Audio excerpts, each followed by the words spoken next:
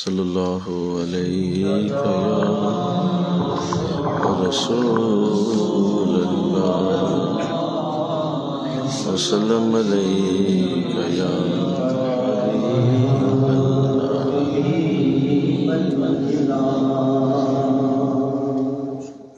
سبحان اللہ. مجتبی عاصیوں شفاع شہ ابرار ہے. سبحان اللہ سبحان اللہ. مجتبی عاصیوں شفاع شہ ابرار ہے.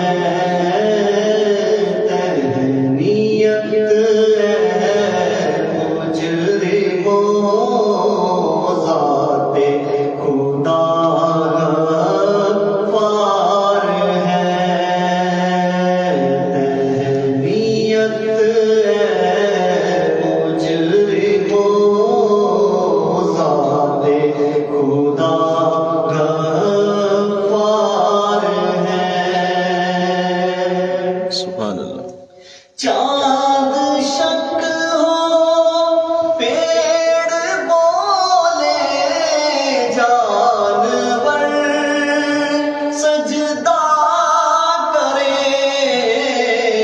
چاند شک ہو پیڑ بولے جانور سجدہ کرے.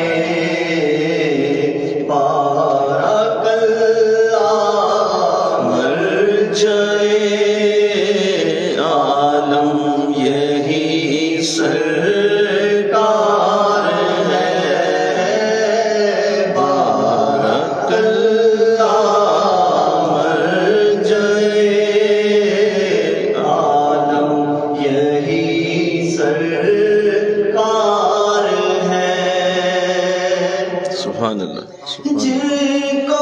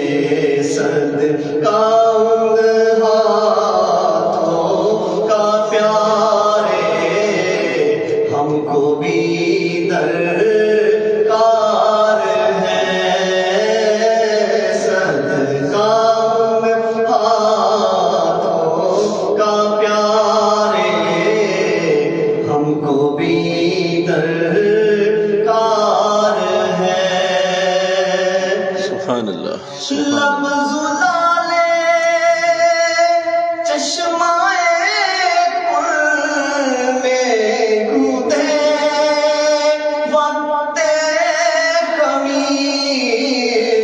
لفظ لالے چشمائے پر میں گھودے وقت خمیر. زندہ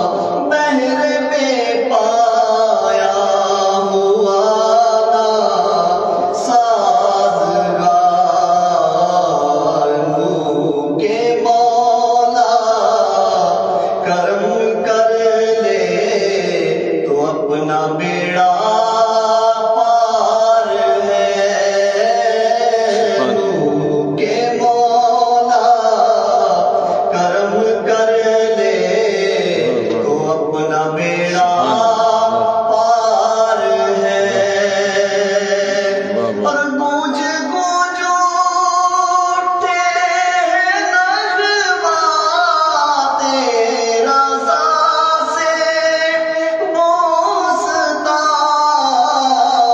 گونج گونج اٹھے نغمہ تیرا سے بوستا کیوں نہ ہو کس پھول کی مدحت میں وامل کار ہے کیوں نہ ہو کس پھول کی مدحت میں وامل کار ہے مجتبی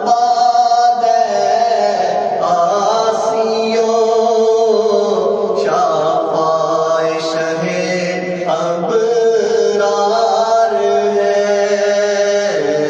تہنیت ہے مجرموں ذات خدا غفار ہے ماشاءاللہ سعید الفاتحہ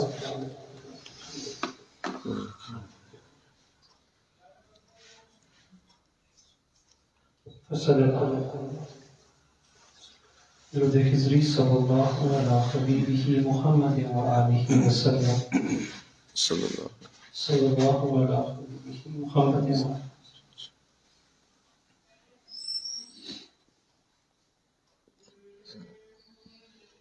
وظیفہ مجدد الفسانی رحمۃ اللہ علیہ لا حول ولا قوة الا باللہ لا حول ولا قوة الا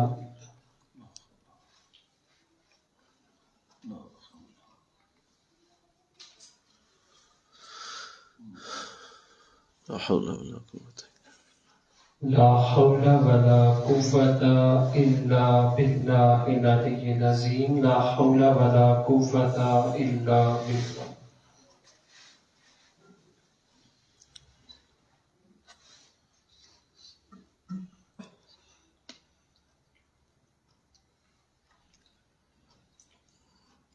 لا حول ولا قوة إلا بالله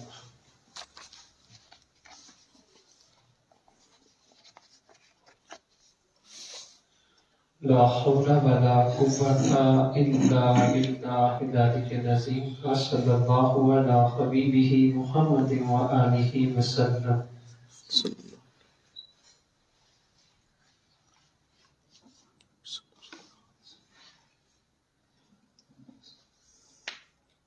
صلى الله على حبيبه محمد وآله وسلم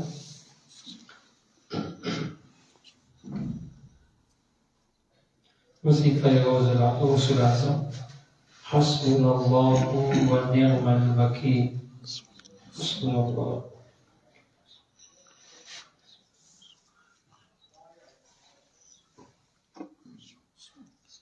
حسبنا اللہ ونعم الوکیل نعم المولا ونعم النصیر حسبنا اللہ ونعم الوکیل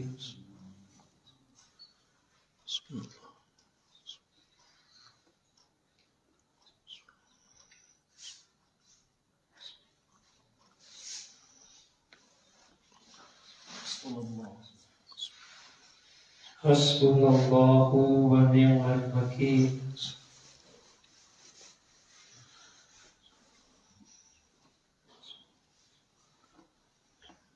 حسبنا اللہ ونعم الوکیل نعم المولا ونعم النصیر صلی اللہ علی حبیبہ محمد وآلہ وسلم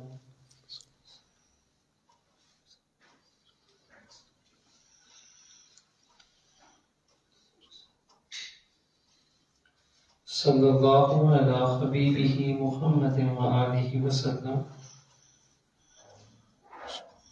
ختم عظیمیہ کا منسوب ڈاکٹر پروفیسر عظیم احمد فاروقی. محمد عظیم محمد عظیم احمد فاروقی محمد نہیں ہے ان کے نام کے ساتھ. رحمۃ اللہ علیہ. اللہم یا عظیم یا عظیم.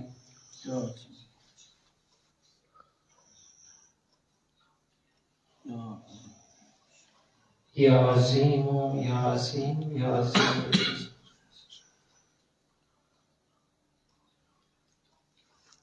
صلی اللہ یا عظیم.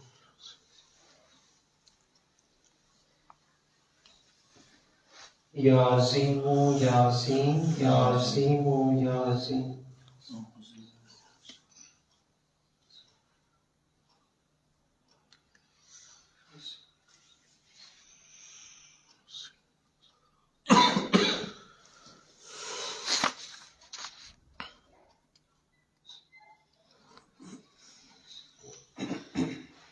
یا عظیم یا عظیم یا عظیم یا عظیم.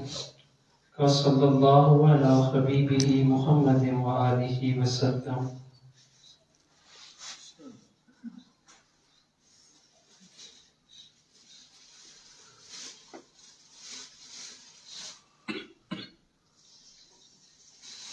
صلی اللہ علی حبیبہ محمد وآلہ وسلم. وظیفہ زیر مرشد میں ولی. اللہم یا ولی یا ولی یا ولی یا ولی. یا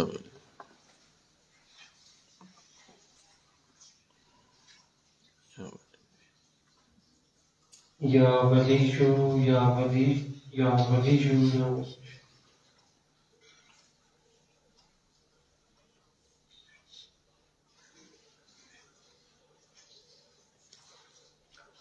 اللہ ولی الذین آمنوا یخرجهم من الظلمات إلى النور. صلی اللہ علی حبیبہ محمد وآلہ وسلم.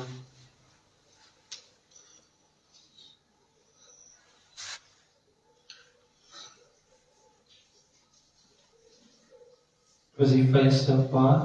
استغفر اللہ ربی من کل ذنب واتوب الیہ. استغفر اللہ.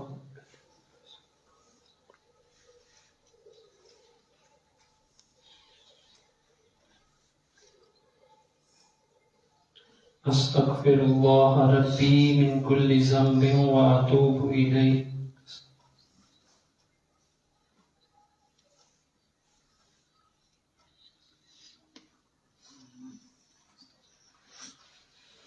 استغفر اللہ ربی من کل ذنب واتوب الیہ.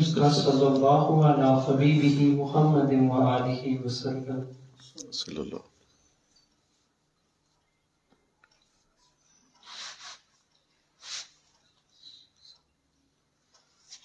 الفاتحہ.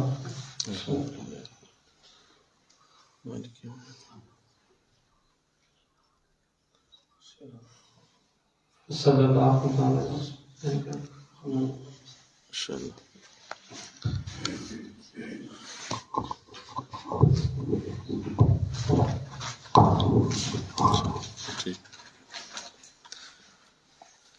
بسم اللہ الرحمن الرحیم. الحمد للہ رب العالمین والعاقبۃ للمتقین والصلاة والسلام علی سید الانبیاء والمرسلین. قال اللہ تعالی فی القرآن المجید. بسم اللہ الرحمن الرحیم. الا ان اولیاء اللہ لا خوف علیہم ولا هم یحزنون. صدق اللہ العظیم. رب اشرح لی صدری ویسر لی امری واحلل عقدۃ من لسانی یفقہوا قولی. ان اللہ وملائکتہ یصلون علی النبی یا ایھا الذین آمنوا صلوا علیہ وسلموا تسلیما. مل کے پڑھیے. الصلاۃ والسلام علیک یا رسول اللہ وعلی آلک واصحابک یا سیدی یا حبیب اللہ. الصلاۃ والسلام علیک یا سیدی یا رحمۃ للعالمین وعلی آلک واصحابک یا سیدی یا خاتم النبی. یا پیچھے بیٹھ گئے جس پہ آپ نظر بھی رکھیں نا. نہایت ہی معزز و محترم حاضرین و سامعین، تھوڑی سی اور اللہ کی خاص رحمت سے اور اس کے خاص کرم سے یہ ہمارا ہفتہ وار درس محبت، درس حدیث و قرآن و تصوف کا مبارک سلسلہ ہے، ٹھیک، جس میں مجھے اور آپ کو حاضری کی سعادت نصیب ہو رہی ہے۔ آج انشاءاللہ العزیز مکتوب شریف نمبر 6 میں جو گفتگو ہماری جاری ہے، اسی حوالے سے آگے کچھ مزید گزارشات پیش کی جائیں گی۔ امید ہے آپ نے پچھلے لیکچر کو ریوائز کیا ہوگا، جس میں یہ عرض کیا گیا تھا کہ اہل اللہ فنا اور بقا کے بعد جو کچھ دیکھتے ہیں جی اپنے اندر ہی دیکھتے ہیں۔ ماشاءاللہ شاہ صاحب کو کنڈ کر دیا آپ نے۔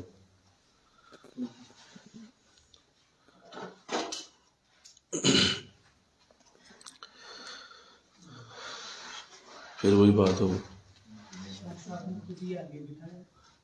آگے ہو جاؤ نا ذرا، آپ آگے کوئی بات نہیں، سیٹ کر لیں گے۔ تو اس حوالے سے ہماری گفتگو ہو چکی ہے کہ ایک صوفی جو ہے جب نزول کرتا ہے اور اس کے لطائف نزول کی حالت میں آتے ہیں تو اس وقت اس کے لیے سب کچھ اپنی ہی ذات ہو جاتی ہے۔ اور اس پہ ہماری سیر حاصل گفتگو ہوئی تھی کہ وہ اپنی ہی ذات کے اندر وہ تمام چیزیں ملاحظہ کرتا ہے جو پہلے وہ باہر دیکھا کرتا تھا، پھر اسے اپنی ذات میں ہی وہ ساری چیزیں نظر آ جاتی ہیں۔ اور یہ عرض کیا گیا تھا کہ من عرف نفسہ فقد عرف ربہ، جس نے اپنے آپ کو پہچانا اسی نے رب کو پہچانا۔ تو آج اسی حوالے سے کچھ مزید گفتگو کی جائے گی تاکہ یہ بالکل کلیئر ہو اور یہ کنسیپٹ جو ہے بڑا واضح ہو جائے اور اس کے اندر کوئی ابہام نہ رہے۔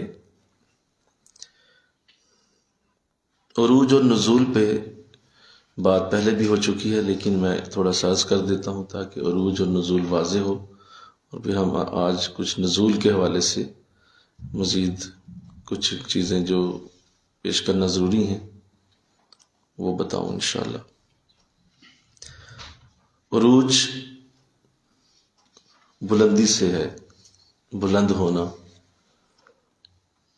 اور اللہ کا ذکر جب کوئی کرتا ہے تو یہ لازم ہے کہ اس کو پہلے عروج حاصل ہوتا ہے، اس کی روح عروج کرتی ہے۔ عروج سے مراد یہ ہے کہ اس کو اس جہان سے کٹ آف کیا جاتا ہے اور اس کا زیادہ رجحان اللہ کی طرف ہو جاتا ہے۔ یہ ذکر کا فیض ہے، ظاہر ہے جس کا زیادہ نام لیا جائے گا اس کی طرف زیادہ توجہ ہو جائے گی۔ ایک انسانی فطرت بھی ہے، آپ جس چیز کو زیادہ پکارتے ہیں، زیادہ بلاتے ہیں، زیادہ اپنے ذہن میں سوچتے ہیں، زیادہ آپ اس کو بار بار ریوائز کرتے ہیں تو وہ آپ کے عادتوں کے اندر شامل ہونا شروع ہو جاتی ہے۔ کوئی بھی چیز لے لیں آپ، ایک طالب علم لیسن یاد کرتا ہے تو وہ بھی صرف اس کو میمورائز کرتا ہے، بار بار دہراتا ہے تو وہ اس کے ذہن میں فٹ ہو جاتا ہے، ایسے بولیے۔ اور اس طرح باقی بھی جتنی چیزیں دنیا میں جتنے بھی علوم ہیں وہ سب اس کے محتاج ہیں کہ آپ ریوائز کریں، بار بار اس کو دہرائیں۔ اسی لیے اللہ نماز بار بار پڑھاتا ہے کہ پڑھو میری نماز، تاکہ جتنا زیادہ دہراؤ گے اتنا تمہارا ذہن اس طرف رہے گا۔ اور وہ پانچوں نمازوں کے پیچھے تصور بھی یہی ہے کہ زیادہ سے زیادہ دہرایا جائے۔ تو آپ جس چیز کو زیادہ دہراتے ہیں، زیادہ پکارتے ہیں، وہ آپ کی جسم و جاں کا حصہ بن جاتی ہے، آپ کی عادتوں کے اندر آ جاتی ہے۔ تو ایسے ہی جب آپ زیادہ اللہ اللہ کی صدا بلند کریں گے، ذکر کریں گے، مسلسل ذکر ہوگا، وظائف پڑھے جائیں گے، لطائف میں ذکر ہوگا، لطائف جاری کیے جائیں، تو یہ ہو ہی نہیں سکتا کہ دھیان ایک طرف رہے. اب دھیان اللہ کی طرف ہی جائے گا اور مسلسل رہے گا. دنیا سے آپ تھوڑا سا کنارہ کرنا شروع ہو جائیں گے اور آپ کے اندر سے یہ چیز نظر آئے گی کہ یا نہیں اب زیادہ دل نہیں لگتا ان چیزوں میں. تو یہ کیا ہو رہا ہے بولو؟ یہ عروج ہو رہا ہے. کیا ہو رہا ہے جی بولیے؟ اب آپ عروج پا رہے ہیں، بلند ہو رہے ہیں، اس دنیا سے اونچا جا رہے ہیں. جیسے دیکھو نا، آپ مثال دیتا ہوں، کسی بہت اونچی بلڈنگ پہ جب کھڑے ہوتے ہیں اور بہت اونچا کوئی مینار ہے، آپ اس پہ جب اونچائی پہ پہنچتے ہیں تو سب سے پہلے آپ کو یہ چیز نظر آئے گی کہ دنیا آپ کی نظر میں چھوٹی ہو جاتی. ایسے ہی بسیں اتنی اتنی نظر آئیں گی، اور لوگ اتنے اتنے چیونٹیوں جیسے نظر آئیں گے، اور بہت اونچا بھی کوئی بلڈنگ ہوگی تو وہ بھی ایسا لگے چھوٹی سی ہے، کیونکہ آپ اس سے بہت اونچے ہو گئے نا. تو اس کا پہلا ایفیکٹ کیا آئے گا بولو؟ دنیا چھوٹی ہو جائے گی. تو اس کا مطلب یہ ہے، ایسے ہی جب آپ ذکر میں بلند ہوتے جاتے ہیں تو دنیا آپ کے لیے چھوٹی ہو جاتی اور آپ کو دنیا بالکل معدوم سی لگتی ہے، اور آپ کہتے ہیں یار چھوڑو یار، یہ کیا فضول قسم کی حرکتیں لوگ کر. تو یہ ہے عروج ہونا، بلند ہونا، اور آپ بلندی پہ جا رہے ہیں، آپ کا ذہن بلند ہو رہا ہے. جس کا نام ہے وہ چونکہ بلند ہے، بولو مل کے کہو نا سبحان اللہ. چونکہ وہ بلندی والا ہے، وہ عروج اس لیے دے رہا ہے کہ وہ خود بلند ہے. جب وہ بلندی پہ ہے تو لازمی بات ہے کہ جب اس کو کوئی پکارے گا، اس کو کوئی بلائے گا تو اس کو بلندی دے گا وہ. تو ایک تو عروج کا معنی یہ ہے.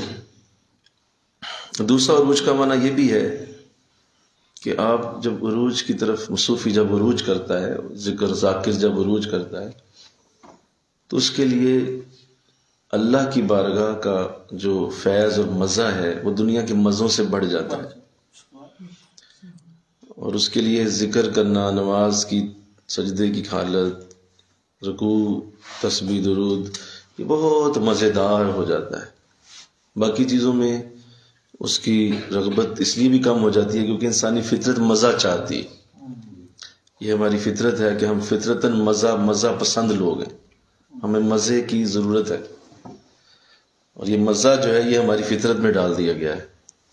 اب وہی مزہ جو پہلے گانوں میں اور فضول قسم کی فلموں ڈراموں میں آتا تھا، اب وہی مزہ ذکر میں آ گیا، وہی مزہ قرآن میں، نماز میں آ گیا. تو یہ بھی عروج ہے. اب عروج کی طرف چل پڑے. چلیں کافی ہو گیا. اب اس کے الٹ آتا ہے نزول. جب آپ ذکر کر کے ذکر کی ان تمام برکتوں کو، فنا بقا کی تمام سٹیجز کو طے کرتے ہیں، اور اب آپ کی فنا بہت زبردست طریقے سے مکمل ہوئی ہے، اللہ نے کرم کیا، شیخ نے بھی رحمت فرمائی، آپ بھی تسلی سے کئی سالوں تک لگے رہے اور آتے جاتے رہے اور ذکر اذکار کا سلسلہ جاری رہا، تو لازم ہے کہ اب فنا بدل جائے گی بقا سے، اور اس میں بدلاؤ آئے گا. پہلے عروج کرتے تھے، اب نزول ہوگا. جس طرح کہہ دو جہاں معراج پہ گئے اور وہاں سے واپس آئے، بالکل ایسے ہی آپ ایک بار اپنی آخری حد تک ضرور جائیں گے. جتنی آپ کو اللہ نے توفیق دی اور جتنا آپ شوق رکھتے ہیں، جتنی آپ کو اللہ نے سعادت دی، یا جتنا آپ اپنے شیخ سے محبت کرتے ہیں، اپنے مشن سے جتنا پیار ہے، اتنی بلندی نصیب ہوگی، عروج ہوگا. اور پھر جب وہ ختم ہو جائے گی حد، جب آپ کی جسے کہتے ہیں اخیر ہو جائے گی، تو پھر آپ کو واپس آنا ہوتا ہے، آپ نزول کرتے ہیں. چلے یہ بھی سن لیں کہ نزول جو ہے یہ سارے صوفیوں کو نصیب نہیں ہوتا. سارے صوفی نزول نہیں کر سکتے، زیادہ تر عروج میں ہی رہ جاتے ہیں اور صرف ذکر اذکار کی حد تک اور وہ حق ہو کی ضربوں کی حد تک رہ جاتے ہیں، اور وہ نزول نہیں کر پاتے. اور وہ ذکر اذکار بہت اچھا ہے، باقی چیزیں بھی بڑی بہتر ہیں، لیکن نزول نہیں ہو رہا. نزول کا مطلب یہ ہے جس طرح عروج میں بلندی آئی تھی، نزول میں اب نیچے آئیں گے واپس. اگر آپ اس مینار پہ چڑھے ہوئے تھے تو اب اس مینار سے واپس بھی آنا ہے جناب، اس کے اوپر بیٹھے نہیں رہنا. بولیے، اگر آپ K2 کی چوٹی پہ چڑھ گئے ہیں تو وہاں آپ اپنا گھر نہیں بنا سکتے. اگر آپ بہت اونچا ہو ہی گئے ہیں تو اس کا مطلب یہ نہیں ہے کہ آپ وہیں بیٹھے رہیں گے، آپ کو واپس بھی تو آنا نیچے۔ تو اول تو یہ ایک کرم ہے اللہ کا، جسے اللہ نزول کا کرم دے دے کہ اسے نزول بھی ملے، عروج تو مل ہی رہا ہوتا ہے یا کرم ہو جاتا ہے، یا عروج تو ہے سارے ہی کر دیں۔ تو یہ یاد رکھیے کہ عروج یہ ولیوں کا کام ہے اور نزول نبیوں کا کام ہے۔ عروج کا تعلق ولایت سے ہے اور نزول کا تعلق نبوت سے ہے۔ اس کا مطلب یہ ہے کہ اب آپ کو نبیوں جیسے انداز ملیں گے، اور نبوت کا جو فیض ہے، نبوت کی جو برکت ہے، نبوت کا جو نور ہے، یا نبی کا جو ایک کام تھا، نبی کا جو مشن تھا، وہ آپ کو ملنا شروع ہوتا ہے۔ اور وہ مشن کیا ہے کہ نزول والا اللہ کے بندوں کو نیکیوں کی راہ پہ لگاتا ہے۔ نزول والا اللہ کے بندوں کو دوزخ سے بچاتا ہے۔ نزول والا اللہ کے بندوں کو برائیوں سے دور رکھتا ہے، کوشش کرتا ہے۔ نزول والا درس قرآن دیتا ہے، درس حدیث دیتا ہے۔ نزول والا محنت کرتا ہے، صاف کرتا ہے لوگوں کے دلوں کو، کیونکہ وہ وہاں سے نور لے کے آ چکا ہوتا ہے۔ وہ نور، وہ برکت اسے جو وہاں سے ملی ہوتی ہے، وہاں سے لے کے وہ واپس زمین پہ آتا ہے اور اللہ کے بندوں کو اٹھا اٹھا کے اللہ کی بارگاہ تک پہنچاتا ہے۔ اسے نزول کہتے ہیں، یہ نزول ہے۔ اور اگر صوفی نزول کر لے تو اس کے اندر کمالات نبوت پیدا ہوتے ہیں۔ اگر صوفی عروج کرے تو کمالات ولایت پیدا ہوتے ہیں، ولیوں کے جیسے انداز پیدا ہوتے ہیں۔ اور یاد رکھیں کہ عروج کے اندر کرامات بہت سرزد ہوں گی۔ کرامات کا سرزد ہونا یہ عروج میں ہے، کیونکہ آپ اللہ کی طرف جا رہے ہیں اور اللہ سے وہ نور لے رہے ہیں، سمیٹ رہے ہیں اس نور کو، تو اس سے کرامات ظاہر ہوں گی۔ کبھی کوئی کرامت ظاہر ہو جائے گی، کبھی کوئی کرامت ظاہر ہو جائے گی، اور آپ اس کرامات سے پہچاننے جائیں گے کہ یار فلاں شخص میں یہ چیز بڑی اعلیٰ ہے۔ تو وہ کرامات ظاہر ہونا یہ عروج کا وصف ہے۔ جبکہ نزول کے اندر کوئی کرامت ظاہر نہیں ہوتی، اس میں آپ بالکل ایک عام شخص کی طرح ہو جاتے ہیں، اور جس طرح ایک عام دنیا کے اندر شخص ہوتا ہے ویسے آپ زندگی گزاریں گے، لیکن آپ کی ذات سے لوگوں کو نیکی کا رستہ ملنا شروع ہو جائے گا۔ وہاں پہ یہ کرامات کا سلسلہ تھم جائے گا، ختم ہو جائے گا، اور پھر اصل وہ رنگ سامنے آئے گا جو اللہ اور اس کے رسول کو چاہیے، اور وہ نزول کے اندر۔ اب آپ سمجھ گئے ہیں جی؟ تو اس لیے یہ یاد رکھیے کہ اگر اس کو آخری میں لفظوں میں کہوں دونوں چیزوں کو، تو نزول افضل ہے عروج سے، نزول افضل ہے عروج سے، عروج سے زیادہ بہتر ہے کہ نزول کیا جائے۔ تو اس لیے صوفی جب نزول میں آتا ہے تو وہ پھر لوگوں کو نیکی کا رستہ دیتا ہے۔ تو دیکھنا چاہیے کہ ایسا کیا ہو رہا ہے آپ سے، کیا آپ کے اندر کوئی ایسی خوبی ہے یا ہو رہا ہے۔ یہ آٹومیٹک ہوتا ہے، اس کو خود سے آپ نہیں کر پاتے، اور آپ یہ کہیں کہ میں صبح سے نزول شروع کر دوں تو ایسا نہیں ہوتا۔ یہ خود ہوتا ہے، کیونکہ آپ جب ذکر کر کر کے اللہ کی بارگاہ کے مقبول بنتے ہیں تو اللہ پھر فیصلہ فرماتا ہے کہ میں نے بندے سے میں نے یہ کام لینا ہے، اور پھر وہ آپ سے یہ کام کی رحمت فضل۔ اور اگر آپ چلیں، اگر آپ کو یہ علم ہو گیا کہ نزول کتنی بڑی سعادت ہے، تو آپ اللہ سے اگر دعا مانگتے ہیں تو وہ کرم کر بھی سکتا ہے، وہ کرم کر بھی سکتا ہے کہ میرے بندے نے مانگا ہے مجھ سے کہ مجھے نزول عطا کیا جائے، تو ضرور وہ پھر کرم فرما بھی دیتا ہے کہ چلو اس سے بھی دیکھتے ہیں نا کیا کام یہ کرتا ہے۔ تو یہ بہت بڑی سعادت ہے، انشاءاللہ کہہ دیجیے کہ اللہ نزول کی توفیق عطا فرمائے۔ کمالات ولایت میں آپ جتنا بھی بلند جائیں گے، کتنی ہی بلندی آپ حاصل کر لیں، تو اس میں ایک چیز یاد رکھیں، جب آپ ولی یا کرامات ولی یا آپ ولایت اولیاء کی طرف جب آپ کا رجحان ہوتا ہے تو آپ کے اندر ایک پیدا ہوتی ہے چیز کہ میرے جیسا کوئی نہیں، اور میں بلند ہوں، مجھے اللہ نے بڑا کچھ دیا ہوا ہے، اور یہ ہونا بھی چاہیے۔ دیکھیں نا، ایک شخص نے اگر کمائی کی ہے تو اس کے اندر یہ چیز آنی چاہیے کہ میں نے بہت کچھ کمایا ہوا ہے۔ اس کو آپ وہ تکبر میں نہ لے کے جائیں، یہ میں اس کی بات نہیں کر رہا، یہ کوئی تکبرانہ انداز نہیں ہوتا، لیکن اسے اپنا پتہ ہوتا ہے کہ میں ہوں کون، وہ خوب جانتا ہے کہ میرے اندر کیا خوبی ہے، میں کیا کیا کر سکتا ہوں، اور جو اللہ نے کیا کیا دیا ہوا ہے۔ یہ ولایت کے اندر خوبی ہے، یہ اچھی بات ہے، ہونی بھی چاہیے۔ ظاہر اللہ نوازتا ہے اسے، کرم کرتا ہے۔ اور اگر آپ کو یہی نہیں پتا کہ میرے اندر کیا ہے تو پھر آپ کانفیڈنس نہیں آ سکتا، آپ کے اندر وہ تسلی نہیں اتر سکتی، اور آپ یہ رہتے ہیں کہ چلو یار پتہ نہیں ہے کہ نہیں۔ لیکن جب آپ اس کو دیکھ لیتے ہیں کہ میرے اندر یہ خوبی ہے کہ میں یہ کام کروں تو ایسے ہو جاتا ہے، ایسے کروں تو ایسے ہو جاتا ہے، تو آپ کو علم ہو جاتا ہے کہ اب میں کچھ چیز ہوں، اس کا مطلب واقعی اللہ نے مجھے کچھ دیا۔ یہ اچھی بات ہے، اور اس میں تکبر نہیں ہے، یہ اللہ کا ایک شکر ہے۔ جیسے آقا دو جہاں صلی اللہ علیہ وسلم نے جب اپنی حدیث بیان فرمائی جو آپ نے شفاعت کے حوالے سے پیش کی ہے، اس میں آپ بار بار ایک ہی لفظ فرماتے ہیں کہ فلاں بھی مجھے اللہ رتبہ دے گا، فلاں بھی میری خوبی ہے، فلاں بھی میرے اندر قیامت کے دن یہ برکت اترے گی۔ ساتھ آپ فرماتے ہیں ولا فخر، مجھے اس پہ فخر نہیں ہے۔ تو یہ جملہ اس لیے کہا گیا کہ یہ نہ سمجھ لیا جائے کہ کوئی تکبرانہ انداز ہے۔ تو ایک تو یہ ہوتا ہے ولایت میں، جب آپ نزول کی کیفیات میں آ جاتے ہیں، یعنی صوفی جب نزول کرتا ہے تو اسے کمالات نبوت نصیب ہوتے ہیں۔ اب اسے یہاں یہ احساس پوری طرح کرا دیا جاتا ہے کہ تو جو کچھ بھی ہے نا تو کچھ بھی نہیں ہے، اور وہ پوری طرح سے یہ جان لیتا ہے نہیں میری کوئی حیثیت نہیں۔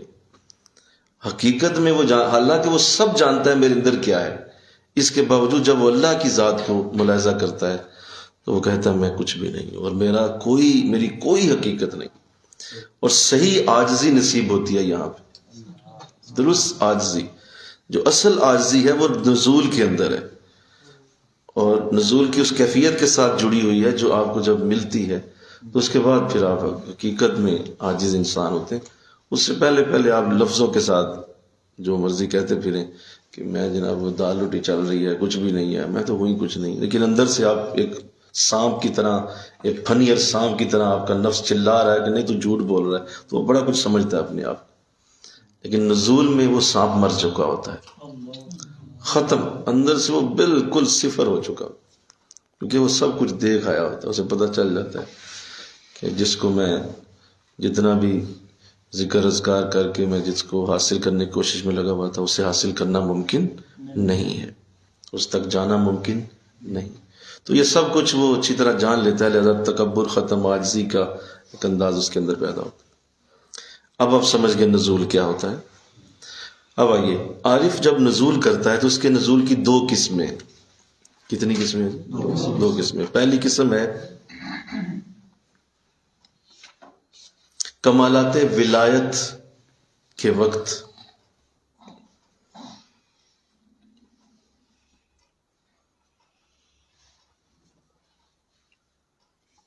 کمالات ولایت کے وقت پہلا نزول حاصل ہوتا ہے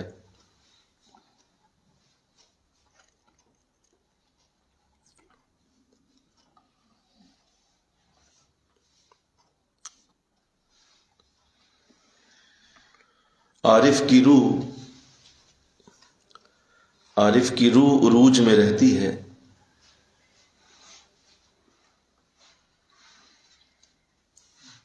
اور اس کا نفس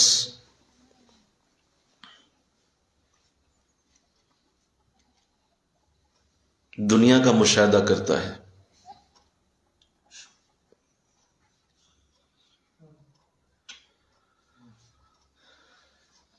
یہ پہلا نزول ہے۔ عارف کی روح بولیے عروج میں رہتی ہے اور اس کا نفس دنیا کا مشاہدہ کرتا ہے، یہ پہلا نزول ہے۔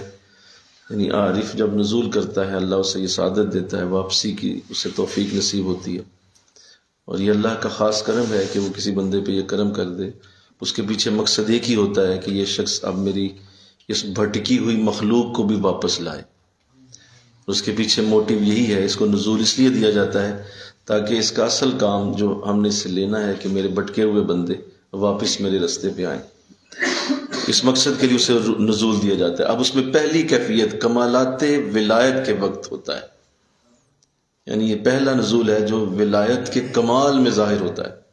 جب ولایت کمال تک پہنچتی ہے تو پھر یہ نزول ظاہر ہوگا۔ کیا اس کی روح عروج میں رہتی ہے، یعنی روح جو ہے اندر سے، اس کی روح جو ہے وہ اللہ کی بارگاہ تک جا رہی ہے، ابھی مزید بلندیوں پہ جا رہی ہے، لیکن اس کا نفس جو ہے، کیونکہ انسان کے اندر دو چیزیں ہیں، ایک اس کی روح ہے بولیے، ایک اس کا نفس ہے. تو جو کہ نفس پاک ہو چکا ہوتا ہے، نفس کو وہ نفس امارہ نہیں ہے اور نہ ہی نفس لوامہ ہے، وہ اس وقت نفس مطمئنہ کا درجہ پا چکا ہے. اب وہ نفس جو اس حالت میں ہے کہ مطمئنہ ہے، اس کا انداز یہ ہوگا کہ وہ دنیا کا مشاہدہ کر رہا ہوتا ہے، یعنی اس کی توجہ دنیا کی طرف ہے نفس کی، اور روح کی توجہ بولیے اللہ کی طرف. اب یہ ملٹیپل چیزیں چل رہی ہیں، روح اللہ کی طرف عروج کر رہی ہے، نفس نیچے کی طرف جا رہا ہے، دنیا کی طرف ہے. اور اس کے اندر اب اس کو سادہ انداز میں سمجھ لیں تو اس کا یہ انداز ہوگا کہ کبھی تو بہت زیادہ اللہ کی یاد کی حالت پیدا ہوگی، اور کبھی ہر حالت میں مخلوق کی بھلائی کا تصور پیدا ہوگا. کبھی تو اس کا ذہن مسلسل مخلوق کی طرف رہے گا، مخلوق کو صحیح کرنا، درست کرنا، مخلوق کو قرآن پڑھانا، حدیث سکھانا، مخلوق کو نیکیاں بانٹنا، یا مخلوق کی بھلائی کے عمل میں مصروف ہونا. کبھی تو اس طرف رہے گا، اور کبھی وہ زیادہ ذکر اذکار کی طرف توجہ کرے گا. تو یہ دونوں چلیں گے. یہ ہوگا پہلا نزول. دوسرا نزول کمالات نبوت کے وقت ہوتا ہے.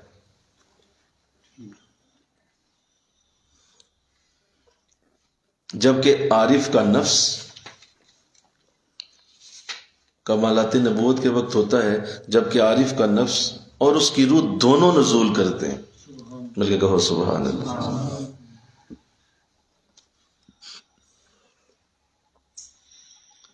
کمالات نبوت کے وقت ہوتا ہے جبکہ عارف کا نفس اور اس کی روح دونوں نزول کرتے ہیں.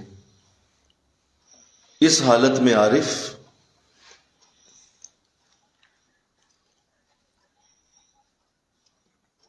اللہ کے اخلاق کے ساتھ جڑ جاتا ہے. اس حالت میں خالق عارف اللہ کے اخلاق کے ساتھ جڑ جاتا ہے.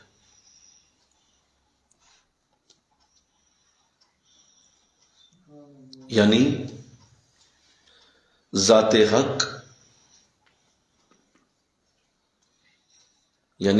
حق اور جو کچھ بھی اس کے سوا ہے، یعنی ذات حق اور جو کچھ بھی اس کے سوا ہے، دونوں کے ساتھ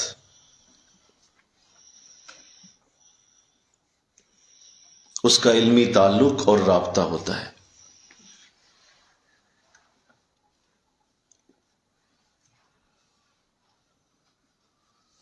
اس مرتبے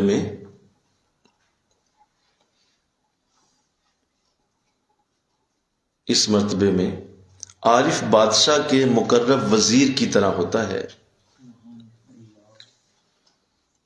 عارف بادشاہ کے مقرب وزیر کی طرح ہوتا ہے جو بادشاہ کی حضوری میں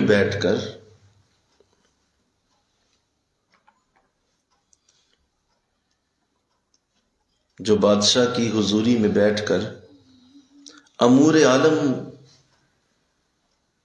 پر مامور ہوتا ہے. جو بادشاہ کی حضوری میں بیٹھ کر امور عالم پر مامور ہوتا ہے،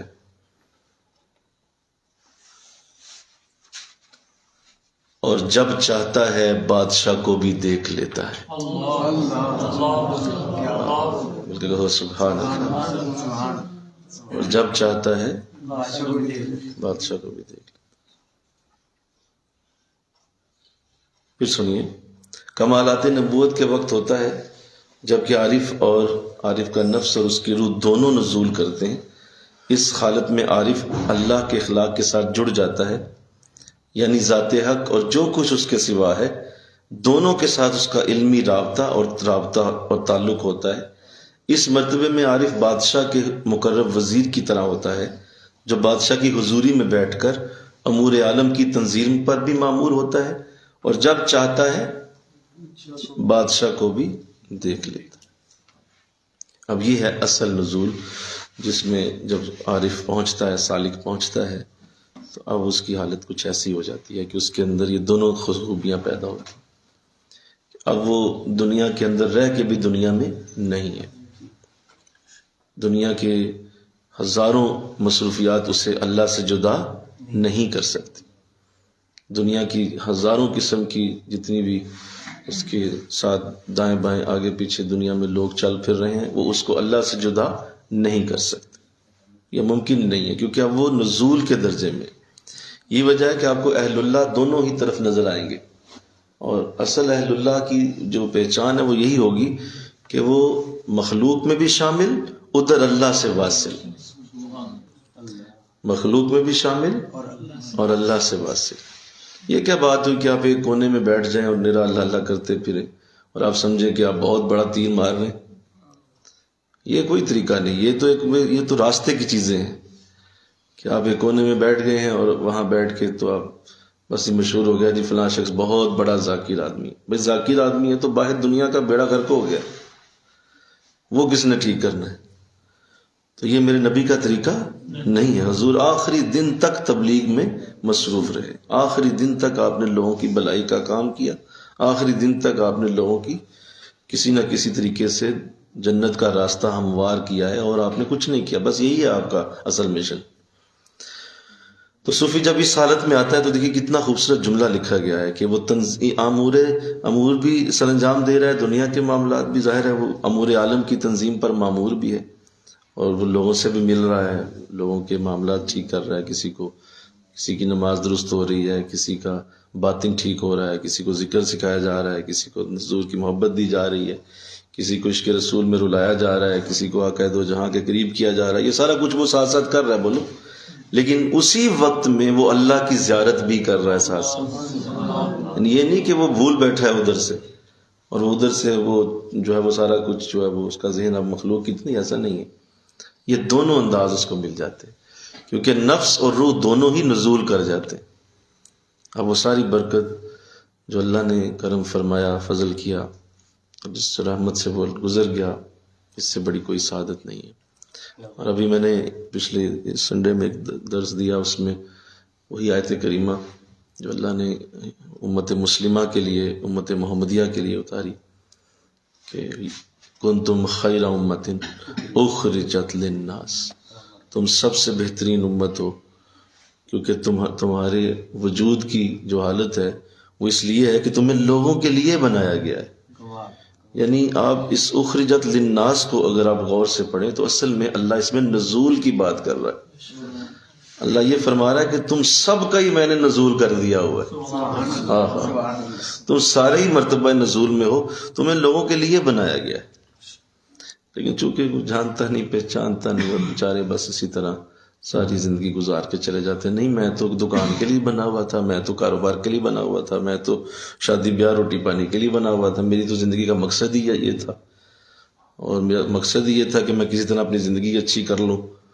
او بھائی، تمہیں جو یہ میں آپ کو عرض کروں، یہ آیت کریمہ اتنی بڑی ہے، اور اس آیت نے انسانیت کا وہ پرابلم حل کیا جو قیامت تک بڑے جس مخمسے میں پڑھ پڑھ کے تو دنیا سے چلے گئے اور جاتے رہیں گے اور جا رہے ہیں کہ ہمیں بنایا کیوں گیا ہے، ہم پیدا کیوں ہوئے، اور کھپ گئے اسی میں لگے رہے، اور بیچارے جو ہے کھپ کے فوت ہو گئے، ختم ہو گئے، لیکن یہ جواب نہ ملا.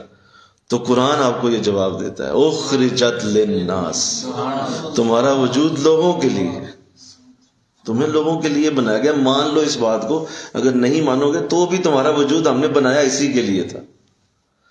دیکھیں نا، ایک گاڑی جس مقصد کے لیے بنائی گئی ہے، ایک جو ہے وہ مشین جس مقصد کے لیے بنائی گئی ہے، وہ جب تک وہ مقصد پورا نہیں کرے گی، وہ کبھی بھی اس مشین کا وہ فائدہ حاصل نہیں ہو سکتا، جب تک جس کے لیے اسے بنایا گیا وہ اسے کام نہ کروایا جائے. بولو، ایسے ہی ہے. آپ اس مشین کو، جو بھی مشین ہے جس کام کے لیے وہ بنی ہے، آپ اسے وہی کام لیں گے نا تو اس مشین کی اثر برکت سامنے آئے گی. کوئی مشین اٹھا لیں آپ، ایون آپ یہ موبائل لے لیں، موبائل سادہ سی مشین ہی چلو لے لو، موبائل ہے یہ، اب اس کا کوئی مقصد ہے، کوئی اس کا کام ہے جس کے لیے یہ کمیونیکیشن کے لیے بنا ہے، یا آپ اس کو کمیونیکیٹ کروا دیتا ہے، کرتا ہے، اور آپ سوائے کمیونیکیشن کے آپ اس سے باقی سب کچھ کرنا شروع کر دیں تو بتاؤ وہ کیا کرے گا؟ وہ جس کے مقصد کے لیے بنا ہے وہ تو آپ پورا نہیں کر رہے. ایسے ہی ہمارا وجود لوگوں کے لیے بنایا گیا. جب تک اس کو ہم مانیں گے نہیں اور پوری طرح سے یہ تسلیم نہیں کریں گے، اور اصل میں مسئلہ یہ ہے کہ یہ ایک شیخ ہی سمجھا سکتا ہے، ایک شیخ ایک مرید کو یہ بتا سکتا ہے کہ اصل میں تمہارا وجود لوگوں کے لیے اور تم نے کرنا یہ ہے، اور ساری زندگی بھولے بھٹکے پھرتے رہتے ہیں اور جو ہے وہ اس بات کو سمجھ نہیں پاتے۔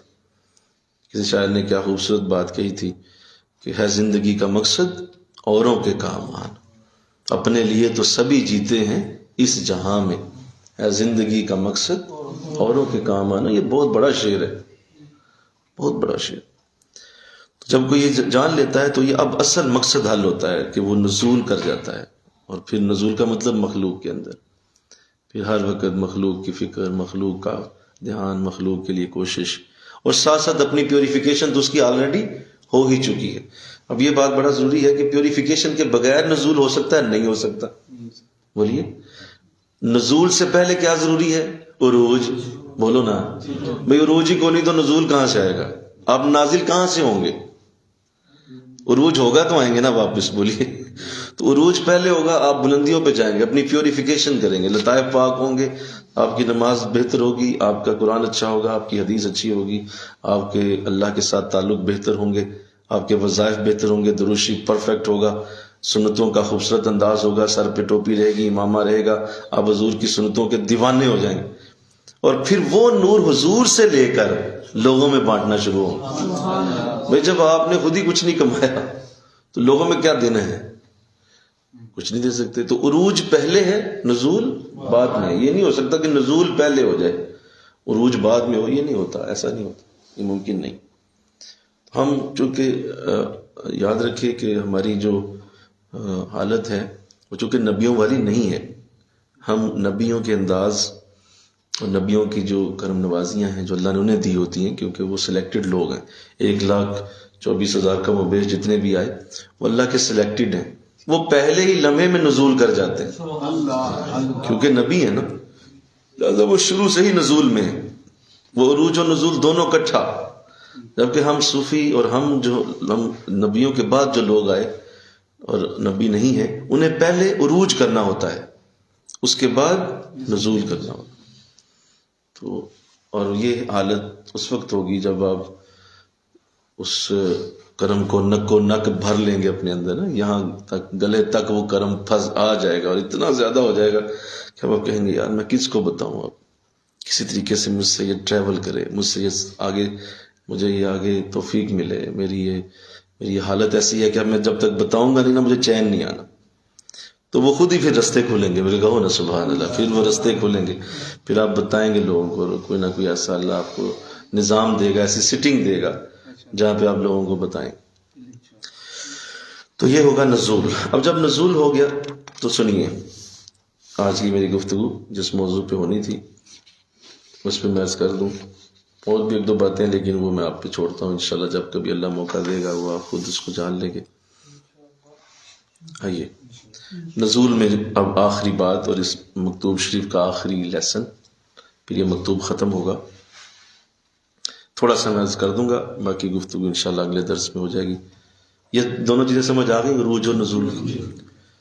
آئیے، عجب کارست اولاً ہر بلا و مصیبت کے واقع می شد، باعث سرور و فرد می شد، و حل می مزید می گفت، و ہرچے از امت دنویہ کم می شد، خوش می آمد، و ہم چنی اگر دعائے می کرد از برائے دفع بلا و مصیبت مقصود از، نہ رفع آن بود بلکہ امتثال امر دعونی بود حالا مقصود، از دعا رفیع بلیہ و مصائب است۔ انشاءاللہ یہ مضمون آپ کی زندگی کی بنیادیں ہلا دے گا۔ میں یہی کہوں گا کہ آپ کے لیے اب ایسی گفتگو مجدد الفسانی رحمۃ اللہ علیہ کی تعلیمات سے آنے لگی ہے کہ سارے کنسیپٹ الٹے ہو جائیں گے، اور آپ کہیں گے یار یہ ہمیں کچھ کہا جاتا رہا ہے، یہ عجیب بات سامنے آ گئی۔ تو آج بھی کہیں میں ذکر کر رہا تھا، انہیں پتہ چلا کہ مکتوبات شریف کا لیکچر ہوتا ہے، تو بڑے خوش ہو رہے تھے، ہمارے ایک ساتھی ہیں وہ بھی سلسلہ نقشبند سے ہیں، تو وہ فرما رہے تھے کہ یہ تو بڑی کمال کی بات ہے کہ مکتوبات شریف آپ پڑھ رہے ہیں۔ تو میں نے کہا جی یہ شکر ہے اللہ کا۔ تو فرمانے لگے کہ بڑی کوشش ہے میری کہ میں بھی کسی طریقے سے پڑھ لوں، لیکن کہیں کوئی ایسی نظر نہیں آتی چیز۔ تو میں مسکرا کے لگا کہ آپ کو نظر نہیں آتے، ہمیں تو ہر طرف سے مکتوبات نے گھیر کے رکھا ہوا، ہمیں تو وہ چھوڑتے نہیں ہیں. آپ کہتے نظر ہی کوئی نہیں آتی، تو ہمیں تو ہر لمحہ مکتوبات شریف کے ساتھ ہی لا. اور یہ اس پہ اللہ کی رحمت سمجھتا ہوں کہ جب اوائل بیت میں ہی، مطلب میں آج اگر کبھی غور کروں پہ، اس وقت میں نے پھر اس پہ غور کیا جب انہوں نے یہ بات کہی، کافی عمر ہے ان کی، تو میں نے غور کیا کہ ہماری تو اوائل بیت میں ہی، ہماری پہلی جو بیت کے جو سال ہیں ان میں ہی ہماری تربیت مکتوبات سے شروع ہو گئی تھی، اور مکتوبات شریف سے ہی ہم چلتے آئے ہیں، اور آج تک مکتوبات شریف سے ہی چل رہے ہیں. تو یہ کتنی بڑی سعادت ہے. جب بعض کو آخر میں جا کے کہیں مکتوبات ملے، بتاؤ تو اس کو کیا، وہ کیا کرے، اس کو بھئی آخری جا کے آخری عمر میں مکتوبات مل رہی. تو الحمدللہ آپ سب کو بھی یہ میں خوش بختی سمجھتا ہوں کہ آپ سب کو اس عمر میں مکتوبات شریف کی توفیق اللہ نے دی ہوئی ہے، جو کہ بڑی آئیڈیل ایج ہے، جس میں اس کو پڑھنا سمجھنا آپ کے لیے فائدہ مند بھی ہے، اور آگے آپ اس کی بہت ساری اپلیکیشنز، اس کے بہت سارے آگے اس کے جزیات پہ عمل کر سکتے ہیں. بابے بڈھے خرسٹ ہو گئے، مکتوبات شریف پڑھی تو وہ اپنے لیے پڑھی، بولو اس کا آگے تو نہ نور پھیلا. تو لہذا توفیق اللہ نے دی ہے، اس پہ میں سوائے خوش بختی کے اور یہ کہنا کہ اللہ کا شکر ہے. بس وہ فرما رہے تھے بڑی سعادت ہے یہ. تو میں نے عرض کیا کہ شکر ہے اللہ کا کہ جب سے ہم نے آنکھ کھولی ہے طریقت کے اندر، تو مکتوبات شریف ساتھ ساتھ ہی چل رہے ہیں. تو اس کی وجہ میں نے پھر عرض کی، میں نے کہا جی جب تک کہ صوفی مکتوبات شریف نہیں نہ پڑھتا تو وہ کم از کم صوفی نہیں ہے. اس کو صوفی کہنا ہی غلط ہو جائے گا، یعنی آپ صوفی کا لفظ لگا ہی نہیں سکتے اگر مکتوبات شریف نہیں پڑھی ہو. اس کی وجہ یہ کہ ابھی یہ کانسیپٹ جو آنے لگا ہے، یہ اگر آپ نے سیکھ لیا تو اب آپ کے لیے وہ نزول کی اور آگے کی ساری چیزیں کلیئر ہو جائیں گی، سمجھ جائیں گے آپ. نوٹ کیجئے، یہ عجیب معاملہ ہے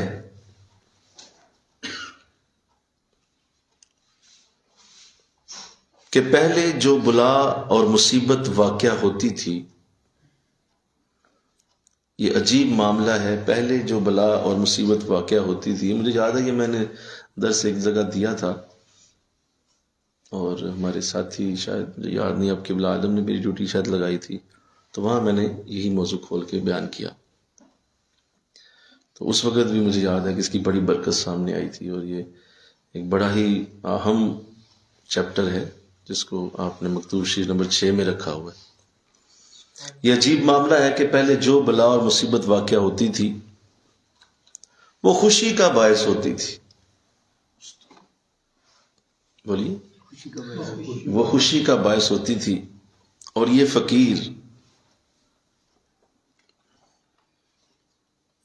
فقیر حل من مزید، کیا اور بھی ہے، حل من مزید کہتا تھا.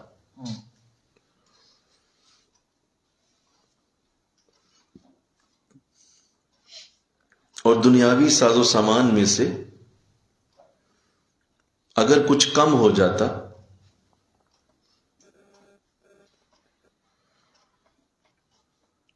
تو اچھا معلوم ہوتا تھا.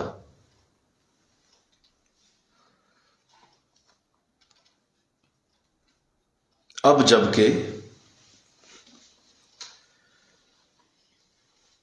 عالم اسباب میں نزول واقع ہوا ہے، اب جبکہ عالم اسباب میں نزول واقع ہوا ہے اور اپنی عاجزی اور محتاجی پر نظر پڑی ہے،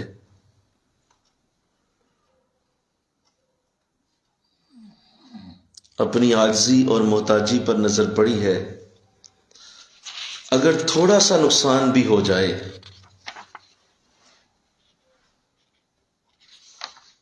تو پہلے ہی جھٹکے میں، اگر تھوڑا سا نقصان بھی ہو جائے تو پہلے ہی جھٹکے میں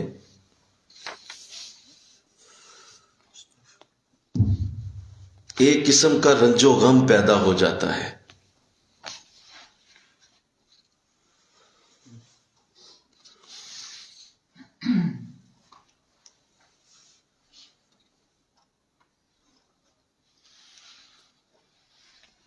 اگرچہ وہ جلد ہی دور ہو جاتا ہے اور کچھ بھی باقی نہیں رہتا.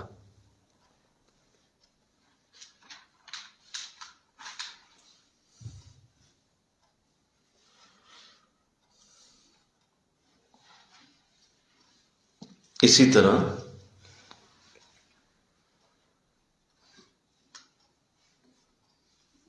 پہلے میں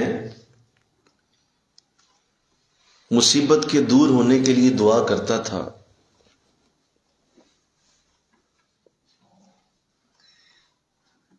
اسی طرح پہلے میں مصیبت کے دور ہونے کے لیے دعا کرتا تھا تو اس سے مصیبت کو دور کرنا مقصود نہیں ہوتا تھا. تو اس سے مصیبت کو دور کرنا مقصود نہیں ہوتا تھا، بلکہ صرف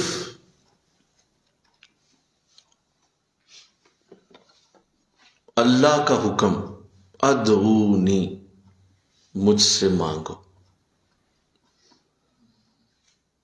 بلکہ اس سے مقصود اللہ کا حکم ادعونی، مجھ سے مانگو کی تعمیل ہوتا تھا.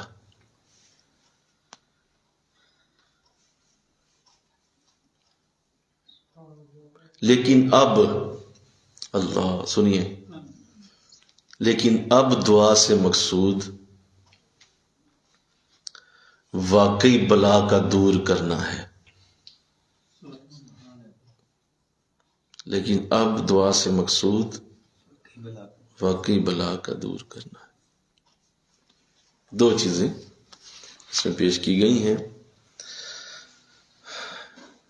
آپ عرض کر رہے ہیں کہ جب میں عروج میں تھا تو میری حالت یہ تھی کہ اگر کوئی مجھ پہ مصیبت آ جاتی، پریشانی آ جاتی، دکھ آ جاتا، تو بالکل مجھے کوئی اس پہ پریشانی نہیں ہوتی تھی، بلکہ میں کہتا تھا حل من مزید، مولا کوئی اور ہی پریشانی ہے تو بھی پا دے، کوئی اور بھی دکھ ہے تو بھی دے دے، کوئی اور بھی مجھے ٹینشن دینی ہے تو میں حاضر، کوئی مسئلہ نہیں، پہلے سے ہی تیار. تو لہٰذا میں بالکل اپنے رب کے ہر حکم پہ اور مصیبت و بلا کے اوپر میں خوش ہوتا تھا کہ اس کا مطلب میرا رب مجھے آزما رہا ہے اور مجھے وہ قرآن کی آیت کی مصداق بنایا جا رہا ہے جس میں اللہ فرماتا ہے کہ ہم تمہیں ضرور آزمائیں گے. وَلَنَبْلُوَنَّكُمْ بِشَيْءٍ مِّنَ الْخَوْفِ وَالْجُوعِ وَنَقْصٍ مِّنَ الْأَمْوَالِ وَالْأَنفُسِ وَالثَّمَرَاتِ. تو یہ سارا کچھ مجھ پہ آ رہا ہے، اللہ نے قرآن میں کہا ہے کہ میں آزماؤں گا ان سب چیزوں سے. تو اس آیت کو یاد رکھتے ہوئے میں ذہن میں رکھتا تھا کہ بہت اچھے، ٹھیک ہو رہا ہے، اور مجھے کوئی فرق نہیں پڑتا تھا. اور دوسری بات یہ، عروج میں جب انسان جا رہا ہو نا تو ایک حالت آتی ہے یہ کہ جیسے آپ کسی آپریشن کی مثال اگر لیں، اور ڈاکٹر جب آپریٹ کرتا ہے تو وہ اس جسم کے حصے کو سن کر دیتا ہے، کرتا ہے نا جی، بولیے. وہ سن کیوں کیا جاتا ہے؟ تاکہ اگر اس پہ جب چھری پھرے یا جب اس پہ ہم کٹ ماریں تو وہ جسم کا حصہ درد سے آری رہے، اس کو درد نہ ہو. تو وہ سن کرنا ہی اس مقصد کے لیے ہوتا ہے کہ وہ جسم کے حصے میں درد ہوتی نہیں پھر، کیونکہ وہ سن ہو جاتا ہے. تو ایسے ہی عارف جب اللہ کی طرف عروج کر رہا ہوتا ہے تو اس کی جو جسمانی حسیات ہیں یا روحانی معاملات ہیں وہ سن ہو چکے ہوتے ہیں، اسے کوئی دکھ لگتا ہی نہیں، اسے کوئی شے نظر نہیں آتی. وہ کہتا ہے یار اللہ کی ذات کیا بات. لہذا وہ اس کو کچھ چیز، آپ دیکھیں نا، میں اس کی سادی سی مثال دنیا میں بھی تو موجود ہے. آپ کسی بڑے خوبصورت نظارے کے سامنے ایک دم جائیں، تھوڑی دیر کے لیے آپ کے حواس معطل ہو جاتے ہیں، ہوتے ہیں نا جی، بولیے. آپ کے حواس جو ہے معطل سے ہو جائیں گے اور آپ کہیں گے یار کچھ فیل نہیں ہو رہا. کوئی آپ کو دھکا دے جائے، کوئی آپ کو جو ہے ہو سکتا ہے کوئی بندہ اونچی بول رہا ہو، لیکن آپ اسے سن نہیں پائیں گے. کیوں؟ آپ ایک ایسی چیز دیکھ رہے ہیں جو اس سننے سے بھی بڑی ہے، لہٰذا آپ سن نہیں پائیں گے. پھر آپ کو ہلایا جائے گا، اے کدھر دھیان ہے تیرا، تو پھر وہ حواس واپس آتے ہیں، کہتے ہیں اچھا یار ہاں کیا بول رہے تھے. اس میں وہ ایسا نظارہ دیکھ رہا ہے جس کی وجہ سے سننے کی حص اس کی تھوڑی دیر کے لیے معطل ہو گئی، حالانکہ وہ اسے آوازیں دے رہا ہے ایک شخص، لیکن وہ نہیں سن پا رہا. تو ایسی حالت تو دنیا میں بھی ہو جاتی ہے، بولو نا یار، ہوتی ہے نا. بلکہ بہت سارے ایسے مزے ہیں دنیا میں، مطلب معاف فرمائے جو شرابی لوگ ہیں ان سے پوچھے نا ذرا، شراب جب پی لیتے تو کیا ہوتا ہے؟ ایسے لگتا ہے جیسے مزے کی دنیا ہے، اور وہ کہتے ہیں جی ہمیں کچھ بھی فیل نہیں ہوتا۔ مطلب اگر شراب میں یہ کیفیت آ سکتی ہے استغفار کہ آپ کے وہ حواس معطل کر دے، تو بتائیے جس نے اللہ کی محبت کی شراب پی ہو، جو اللہ کے ساتھ عروج کے معاملات میں چل رہا ہو، اس کی حالت کیا ہو؟ اسے کیا دکھ لگے، پھر کیا پریشانی لگے؟ اسے کچھ نہیں لگتا۔ اور یہ اچھی کیفیت ہے کہ آپ ایسی حالت میں ہو جاتے ہیں، کہتے ہیں یار تو 2 گالاں اور کر لے، تو ایک کڈی ہے نا، 2 گالاں اور کر لے، مینوں فرق ہی کوئی نہیں پیندا۔ سمجھ آ رہی ہے بات؟ تو پھر ایسی ہو جاتی ہے حالت کہ آپ پھر وہ اس حالت میں ہوتے ہیں کہ یار اچھا یار ٹھیک ہے، کچھ بھی کوئی ایسی بات نہیں ہے، کچھ کوئی لے گیا لے جائے، کوئی جو ہے وہ تکلیف دے گیا دے جائے، کوئی دھکا دے گیا دے جائے، کوئی بےعزتی کر گیا کر جائے۔ کیوں؟ آپ اس حالت میں ہی نہیں ہے، بولیے، آپ عروج کے معاملات میں جا رہے ہیں، لہٰذا آپ کو یہ چیزیں کچھ بھی فیل نہیں ہونے دیں گی۔ وہ ذکر اتنا افیکٹو ہو جائے گا، وہ آپ کے حواس پہ اتنا سوار ہو جائے گا کہ آپ کو ان چیزوں سے کوئی غرض نہیں رہے گی پھر۔ تو یہ پہلی کیفیت ہے جو کہ بڑی اعلیٰ ہے، اور یہ عروج کے وقت حاصل ہوتی ہے۔ اور آپ فرما رہے ہیں کہ مجھے حل بھی مزید میں کہا کرتا تھا، حضور اپنے مرشد کو بتا رہے ہیں کہ حضور میری حالت یہ تھی کہ اگر مصیبت آتی تو میں خوش ہوتا تھا، لوگ پریشان ہوتے ہیں میں خوش ہو جاتا تھا کہ اللہ کا شکر کہ اللہ نے ایک اور مصیبت مجھ پہ ڈالی۔ کمال ہے۔ تو یہ ایسی حالت تب ہوتی ہے جب آپ مصیبتوں سے بلندیوں کی طرف جا رہتے ہیں اور آپ کا ذہن اس پہ نہیں ہوتا، سوچ وہاں ہوتی نہیں۔ اللہ، تو یہ ایک عروج کی کیفیت ہے۔ جب یہ ملے تو ذہن میں رکھیے گا کہ یہ عروج کا ایک انداز ہے کہ وہ تکلیف ہے، پریشانی ہے، تو اس کو ایسے ہی فیل کیا جا رہا ہے کہ نہیں یار کوئی شے نہیں ہے۔ لیکن اب آئیے اصل بات پہ، یہ جو بھی ہو رہا ہے، سنیے، اب میں عرض کروں، یہ کیفیت ہے کہ اس طرح آپ انداز بنا رہے ہیں کہ آپ کو کوئی فیلنگ نہیں آ رہی، یہ نیچرل نہیں ہے، یہ اصلی کیفیت نہیں ہے۔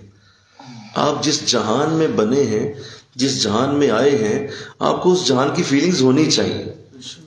اگر آپ مری گئے ہیں، آپ کو ٹھنڈ ہی نہیں لگ رہی، بولیے نا، تو کی لین گئے ہو؟ آپ ادھر ہی بیٹھے ہیں، بھئی مری آپ گئے ہیں ٹھنڈ لینے، آپ کو وہاں ٹھنڈ لگنی چاہیے۔ اگر آپ کو نہیں لگ رہی تو کیا لینے آ گئے ہیں؟ بھئی آپ موسم انجوائے کیا کر رہے ہیں؟ آپ نہیں مجھے تو کوئی ٹھنڈ نہیں لگ رہی مری میں جا کے، تو بھئی آپ واپس جائیں، گجرانوالہ بیٹھیں جا کے۔ آپ نہیں سمجھ آئی؟ آپ باغ گئے ہیں، باغ میں آپ کو خوشبو ہی نہیں آ رہی، تو باغ کیا لینے آئے ہیں آپ؟ بھئی باغ میں آئے ہیں، فریش ہوا ہے، خوشبو ہے، ہونی چاہیے۔ جس آپ جگہ پہنچے ہیں اس جگہ کی حالت آپ پہ آئے گی تو مزہ آئے گا نا، نہیں سمجھے؟ تو ایسے یہ جو آپ کو دی گئی ہے کیفیت، یہ ٹیمپریری ہے، یہ مستقل نہیں ہے۔ یہ بتایا جا رہا ہے کہ جب تم اللہ کے پاس پہنچو گے تو یہ حالت تمہاری وہاں ہوگی، یہ تمہاری ابھی نہیں ہونی چاہیے۔ یہ تمہیں دی جا کے مزہ دیا جا رہا ہے اس جہان کا، جب تم جنت میں چلے جاؤ گے، مجھے کہو نا سبحان اللہ، وہاں پہ تمہیں کوئی مزہ ایسا رہے گا، کوئی مسئلہ نہیں، ایسے مزیدار حالت ہوگی۔ لیکن اب تو کہاں ہو؟ دنیا میں۔ تو دنیا میں جیسا رہنا چاہیے ویسے رہنا ہے۔ اگر یہاں آ کے آپ کو فیلنگ ہی کوئی نہیں تو پھر کیا کرنے ہیں آپ؟ یہ احساسات، یہ فیلنگز ہی تو ہم ہیومن لوگوں کا اصل اثاثہ ہیں۔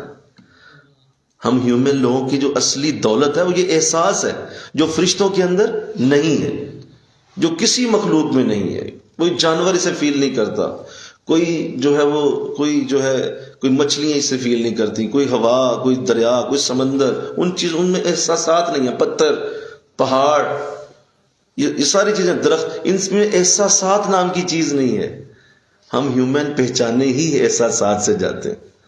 ہم انسان لوگ جو ہے نا، ہمارا کام ہی بولیے احساس کے ساتھ۔ اگر احساس ہی ہمارے اندر نہیں ہے تو پھر ہم کس چیز کے انسان ہیں؟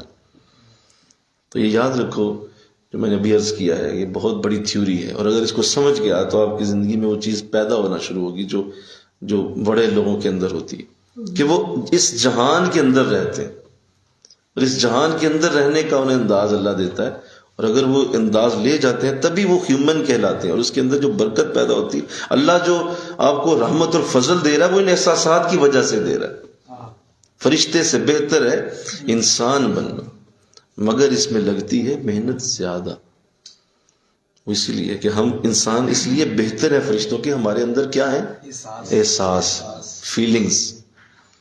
اور اگر یہی اڑ گئی ہیں تو پھر تو انسان تو نہیں رہا نا، جبکہ ہے تو انسان. تو وہ تھوڑی دیر کے لیے کیفیت اس لیے دی گئی، ذکر کی برکت اس لیے دی گئی، نور دیا گیا تاکہ تجھے یقین آ جائے کہ اللہ کی بارگاہ کیسی بلند، اللہ کی بارگاہ کتنی برکتیں رکھتی، کیا اعلیٰ برکتوں والا ہے. لہٰذا وہ یقین دینے کے لیے ایسی کیفیت سے گزارا گیا.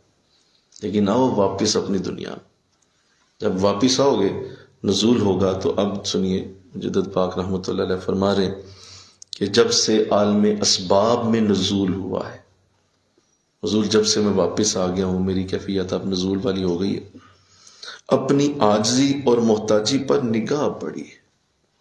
حضور اب مجھے اپنی عاجزی اور اپنی محتاجی نظر آئی ہے کہ میں کتنا محتاج آدمی.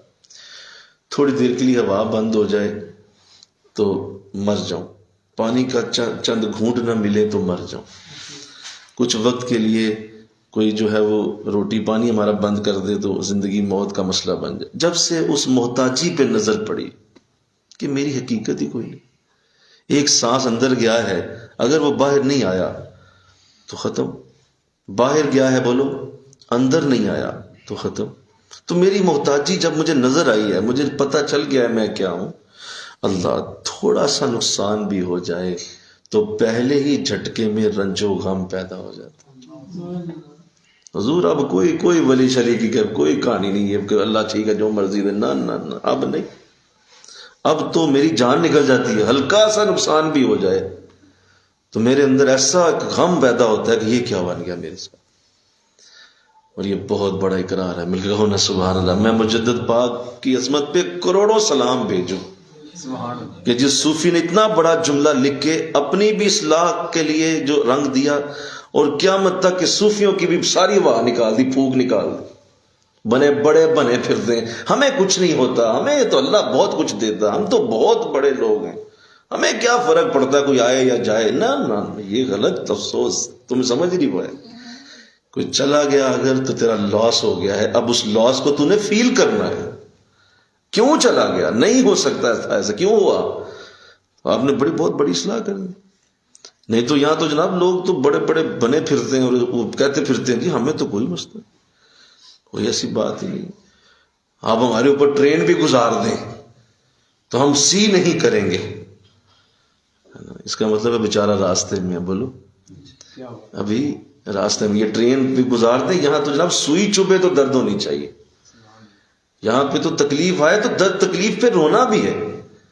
میرے نبی علیہ السلام بخار چڑھا، تکلیف آئی کہ نہیں آئی؟ شدید تکلیف آئی، اور پھر آپ نے اس کا اظہار بھی کیا. آپ کے قریب پیالہ پڑا ہے پانی کا، آپ اس پہ اپنا ہاتھ مبارک ڈبوتے ہیں، اس کو اپنے چہرے پہ ملتے ہیں، بار بار ملتے ہیں، اس شدت کو کم کرتے ہیں، اس شدت کو کم کرتے ہیں. تو پوچھا حضرت عائشہ صدیقہ رضی اللہ تعالیٰ عنہ نے کہ حضور یہ کیا کر رہے ہیں، بار بار پانی چہرے پہ؟ کہا عائشہ بے چینی ہو رہی ہے، اس بخار کی بے چینی ہے، اس کے لیے پانی پھیرتا ہوں چہرے پہ کسی طریقے سے ذرا اس کی حدت کم ہو. تو وہ میرے نبی کو فیلنگز بھی آ رہی. پھر آپ جب آپ کو زخم آتا ہے تو خون بھی نکلا ہے، پھر آپ کو درد ہوئی ہے، آپ اس پہ پٹی لگواتے ہیں، آپ باقاعدہ اس کا علاج کرواتے ہیں. یہ کیا ہو رہا ہے بولو نا؟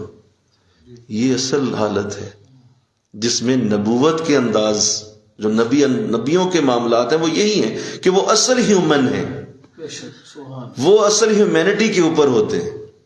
اور یہ جو کہ مجھے فیل ہی کچھ نہیں ہو رہا اور میرے اوپر سے کچھ بھی ہو جائے، ہم تو جناب ہم تو اللہ کے سامنے بڑے بڑے خوش رہتے ہیں، ہم تو بالکل اس پہ کوئی بات نہیں کرتے، شکوہ نہیں کرتے. او بھائی، جب انسان ہو تو انسان ہی رہو، خدا جیسی عادتیں نہ بناؤ. یہ خدا کے انداز ہے جسے کوئی فرق نہ پڑے. یہ سمد کی جو منزل ہے وہ خدا کے پاس بے نیاز ہے، وہ ہر چیز سے، اسے کسی شے سے کوئی فرق نہیں پڑتا. ہم سمد نہیں ہیں، ہمیں فرق پڑتا ہے اور پڑھنا چاہیے. دیکھیں ایک بات کر دوں، اللہ کرے سمجھ آئے، کہ یہ جو آنسو کا وجود ہے نا، یہ جو آنسو کا وجود ہے، یہ جو پانی اللہ نے اس کا بنایا ہے، یہ اصل میں پانی نہیں ہوتا. سنو، یہ آپ کی خواہشات کا عرق ہوتا ہے. جب وہ ٹوٹتی ہیں نا تو ان کو پس کے پھر وہ عرق نکلتا ہے، اور پھر وہ تمہاری آنکھوں سے جب باہر آتا ہے تو اصل میں تمہاری خواہشیں ہوتی ہیں جن کو اللہ رگید کر، توڑ کر آنسو کی شکل دے دیتا ہے. اور پھر آپ کو بتاتا ہے کہ اب ہے یہ ہے تیری اوقات، یہ ہے اصل تو، یہ ہے تیری اوقات، اور تو اس پہ آ، تجھے حد تو تیرا اچھا۔ اب یہ جب اللہ دیتا ہے تو یہ وہ انداز ہے جو فرشتوں کو وہ نہیں دیتا، بڑے بڑے فرشتے بھی اس سے محروم، حضور جبریل بھی محروم اس سے، فرشتوں کا امام بھی نہیں ایک آنسو بہا سکتا۔ یہ ہم انسان ہیں، جب روتے ہیں تو اللہ ہمیں سینے سے لگاتا ہے، اس کا محبوب ہمیں سینے سے لگاتا ہے، اس کے بندے ہمیں سینے سے لگاتے ہیں، کیوں؟ آنسو کی توفیق نصیب ہوتی، اور جب وہ درد ہی کوئی نہیں تو پھر کیا ہے؟ صفر اللہ۔ تو لہٰذا علامہ اقبال نے اس لیے وہ راز کھولا۔ اللہ آپ فرماتے ہیں نا کہ یہ جو تو نے سمجھ لیا ہے کہ عبادت اور برکت اور بڑا ہونا ہی سب کچھ ہے، تو مقام بندگی دے کر نہ لوں شان خدا بندی، کہا نہیں یہ مجھے نہیں چاہیے، اللہ کی شان کو کہے لے لو اور یہ بندگی چھوڑ دو، یہ رونا دھونا چھوڑ دو، نہیں، مقام بندگی دے کر نہ لوں شان خدا بندی، متائے بے بہا ہے درد و سوز آرزو مندی۔ یہ بہت بڑی دولت ہے، آپ کو غم کی کیفیت میں آئے، آپ روئیں، آپ پریشان ہو، کوئی دکھی ہو، کوئی آپ کی بھی خواہشات ٹوٹیں، کوئی آپ کے بھی منصوبے الٹ ہو جائیں، جو سوچ رہے ہیں اس کے الٹ چلے اللہ، تو وہ سب کچھ جب ہونا شروع ہوتا ہے تبھی انسان ٹوٹتا ہے نا، اور پھر ہی روتا ہے، اور پھر اللہ کی بارگاہ میں ہاتھ اٹھاتا ہے، مولا بس کر دے، میں کیا کروں گا، کہاں جاؤں گا، تیرے سوا کوئی نہیں۔ اب جب وہ روئے گا تو ہی بلند ہوگا۔ حضرت آدم علیہ السلام جب تک جنت میں رہے تو وہاں اس سے اگلی منازل نہیں پا سکے، جنت میں تھے، پہلے ہی جنت میں تھے، تو اب اللہ کو مقصود یہ تھا، اللہ کو منظور یہ تھا کہ میرا یہ آدم اس سے بھی اونچی جگہوں پہ پہنچے، کیونکہ اس کو میں نے اپنے ہاتھوں سے بنایا ہوا ہے، لہذا اس کو کرنے کے لیے پھر وہ سارا معاملہ چلایا گیا۔ وہ بھول کے کھا لیا تو کہا بھائی اب چلے جائیں، تشریف لے جائیں جنت سے، زمین پہ بھیجا، وہ زمین پہ بھیج کے حضرت آدم کو رلایا، کہو نا سبحان اللہ، وہ رلایا اس لیے تاکہ اب اس کے درجے بلند، اب اس کو نعمتیں اور دوں اور برکت دوں، وہ رلانے کا کنسیپٹ ہی پیچھے یہ تھا۔ تو بڑی خوبصورت بات کہا، تھوڑا سا نقصان بھی لاحق ہو جائے تو پہلے ہی جھٹکے میں رنج و غم پہ، اگرچہ وہ جلد ہی دور ہو جاتا ہے اور کچھ بھی باقی نہیں رہتا، حضور پتہ مجھے سارا ہے لیکن وہ رنج ایک دفعہ میری جان نکال دیتا ہے، اور ساتھ وہ دور بھی ہو جاتا ہے کیونکہ آگے آپ کا جو اینٹی وائرس سسٹم ہے وہ کام کر رہا ہے، وہ مجھے سمجھ ہے ساری کہ میرے رب کی ایک مرضی ہے، کوئی بات نہیں، اگر آ بھی گیا تو ساتھ ہی وہ ختم بھی ہو جاتا ہے، میں اس میں مستقل نہیں رہا۔ اب یہ ہے وہ فرق جو دنیا دار کے غم میں ہے اور یہ اللہ والوں کے غم میں ہے۔ دنیا دار کا غم کروڑ کے رکھتا ہے اندر ہی، اور وہ جانے نہیں دیتا اسے، ہر وقت یاد رہے گا، ہر وقت اس کے مسلط رہے گا، ہیپیٹائٹس لگا کے چھوڑے گا، ہارٹ اٹیک کر کے چھوڑے گا، کوئی نہ کوئی بیماری لگا کے جائے گا، کیوں؟ وہ ہر وقت اس کے اوپر سوار ہو جاتا ہے، دنیا دار آدمی ہے۔ اس کے غم میں اور اللہ والوں کے غم میں ایک جیسا نہیں سمجھنا، یہ بات سمجھ لیجیے، سمجھ آ رہی بات جی؟ اللہ والوں کا غم اور دنیا داروں کا غم ایک جیسا نہیں ہوتا، یہ وہ نہیں ہے، کہا تھوڑی دیر کے لیے آتا ہے لیکن ساتھ ہی دور ہو جاتا ہے، اور طبیعت اسی طرح فریش ہو جاتی، طبیعت اسی طرح واپس آ جاتی ہے، ٹھیک ہے مولا میں حاضر، لیکن ایک دفعہ میرے 12 بجتے، ایک دفعہ میرے اندر سے وہ ہوتی ہے ایک چیز کہ یار یہ کیا بن گیا، اتنا بڑا صوفی ہو کے بھی یہ حال ہو گیا، تو بڑی تکلیف ہوتی اللہ۔ اور دیکھیے آگے جو آپ نے بات کی ہے، سنیے کیا خوبصورت راز ہے یہ، کہ پہلے جب دعائیں مانگتا تھا تو اس سے بلا اور مصیبت کو دور کرنا مقصود ہی نہیں ہوتا تھا، پہلے عروج کی حالت تھی نا، تو ظاہر ہے اس وقت تکلیف تو آتی ہوگی، تو عروج میں تکلیف آتی تھی تو میں مولا کرم فرما اس تکلیف کے لیے آسانی کر دے، لیکن اندر دل کہہ رہا ہوتا تھا کوئی بات نہیں اور دے دے، ابھی اندر دل سے میں نہیں کرتا تھا، دل مجھے بتاتا تھا کہ نہیں اندر سے تو راضی نہیں ہے، بلکہ کیا کہہ رہا ہے، ادعونی، جو اللہ کا حکم ہے کہ میری طرف مانگو، تو میں اس حکم کو دیکھتے ہوئے تجھ سے دعا کر رہا ہوتا تھا، حالانکہ اس مصیبت کو دور کرنا مقصود نہیں ہوتا۔ یہ بہت بڑا راز، بہت بڑا راز آپ نے دے دیا، اللہ والوں کی دعاؤں کا ایک راز آپ نے بتا دیا کہ جب وہ دعا کر رہے ہوتے ہیں تو ان کے اندر یہی چل رہا ہوتا ہے، پتہ سانو سارا ہے، جب چاہے گا اللہ دور بھی کر دے گا، لیکن چونکہ اس نے کہا ہے ادعونی، مجھ سے مانگو، آقا اسلام نے ارشاد فرمایا اللہ جس شخص سے ناراض ہوتا ہے ان میں سے ایک شخص وہ بھی ہے جو اللہ سے دعائیں مانگنا چھوڑ دے. ایک شخص وہ بھی ہے جو دعائیں مانگنا چھوڑ دے، اللہ ناراض ہو جاتا ہے کہ اس بندے نے دعائیں چھوڑ دی. بھائی ایک بندہ کہتا ہے جی آپ دعا کیوں نہیں کرتے؟ تو وہ کہتا ہے جی کیا دعا کروں، اللہ نے کو وقار، کوٹھی، بنگلہ، مال، دولت، صحت، عزت، برکت، شہرت سب کچھ دیا، کیا دعا کریں اس سے؟ یہ بھی کہہ دیا ہوا ہے کہ اللہ قائم رکھ، قائم بھی ہے کئی سالوں سے کہ میری نسلوں میں یہ چیز چل رہی آ رہی، کیا دعا؟ اللہ ناراض ہوگا، مجھ سے دعا کیوں نہیں کرتا، کیوں نہیں دعا کرتا؟ تو ادعونی کی جو برکت ہے اس کو لینے کے لیے دعائیں کی جاتی ہیں.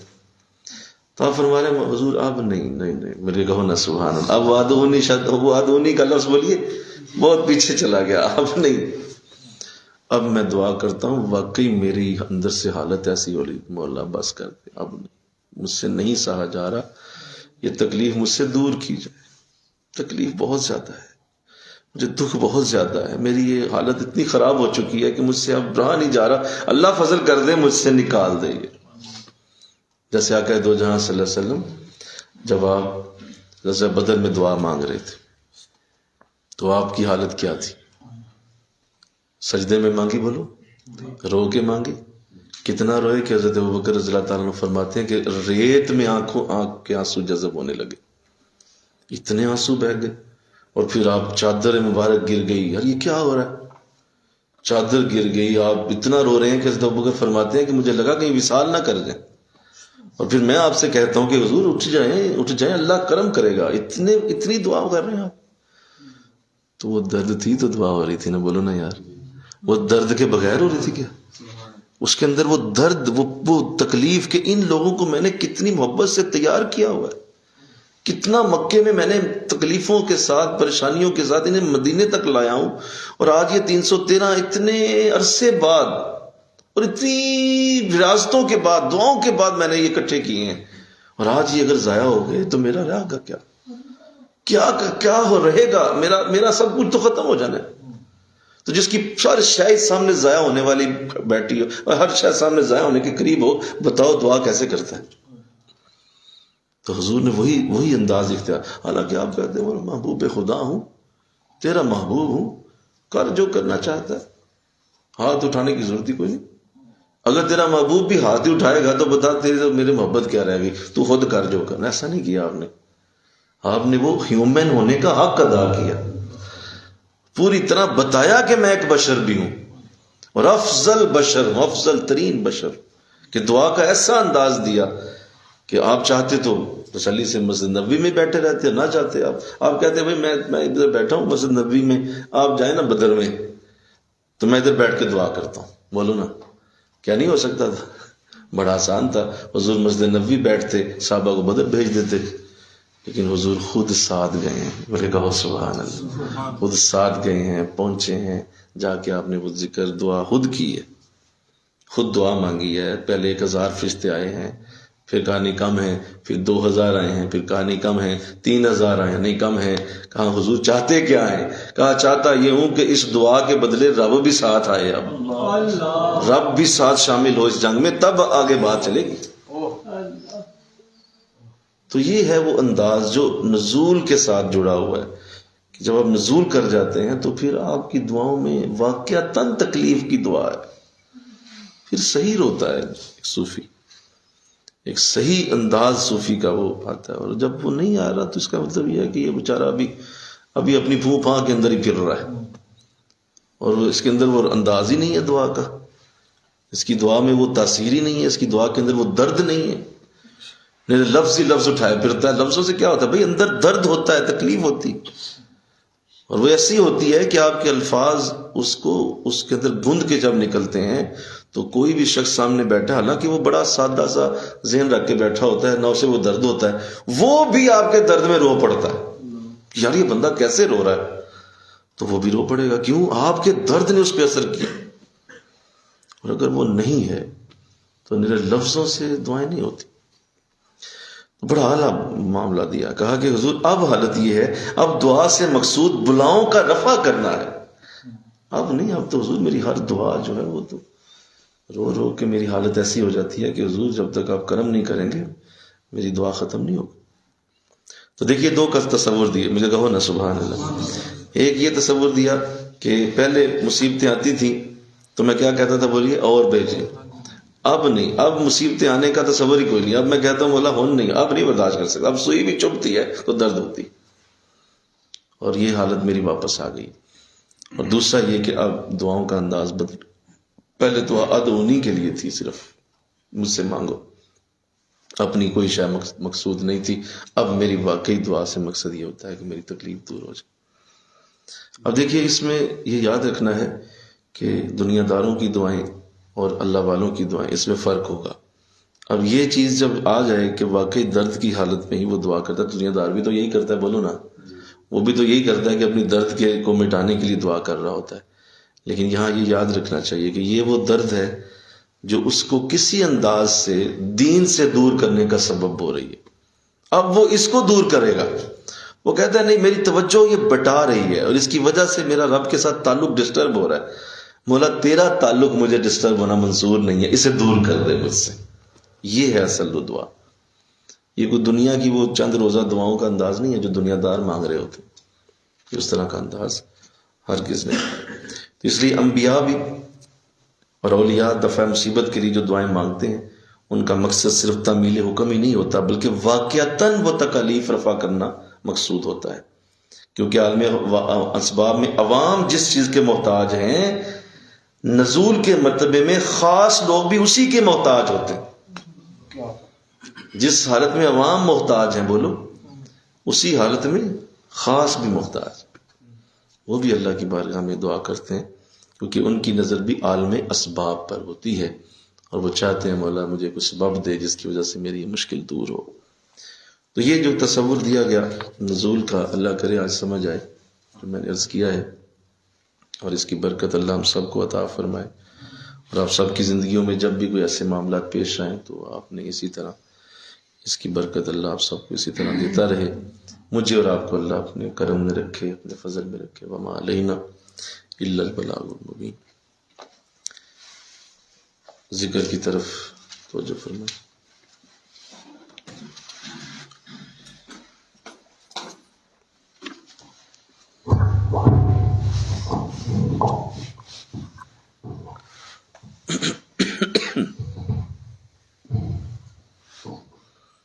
ذکر کی طرف توجہ فرمائیں. اللہ اللہ کی صدا پورے وجود کے اندر سے بلند ہو رہی ہے. اس کو اپنے اندر کے کانوں سے سنیں. آپ کا پورا وجود لوم لوم اللہ اللہ اللہ کی صدائیں بلند کر رہا ہے. اس کو سنیں. ذکر شروع کریں.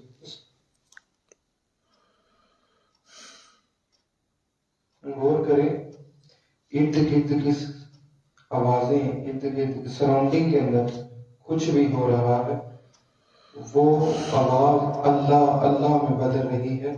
محسوس کریں اور ذکر جاری رکھیں. اور خود کو توجہ کے ساتھ خود نہ تصور کریں، شیخ ہی تصور کریں. اللہ. اور جس طرح کی تجلیات شیخ اکرم پہ اتر رہی ہیں، آپ بھی تصور کریں کہ آپ پہ بھی وہی تجلیات اتر رہی ہیں.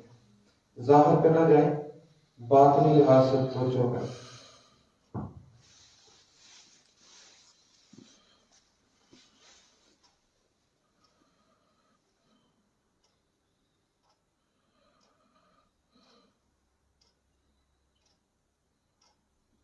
اللہ.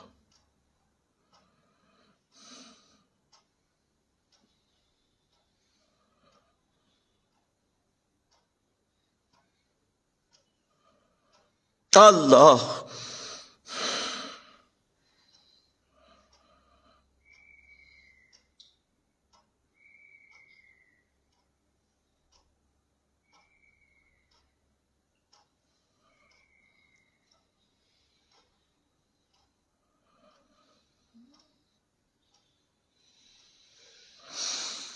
لا الہ الا اللہ محمد رسول اللہ صلی اللہ علیہ وسلم.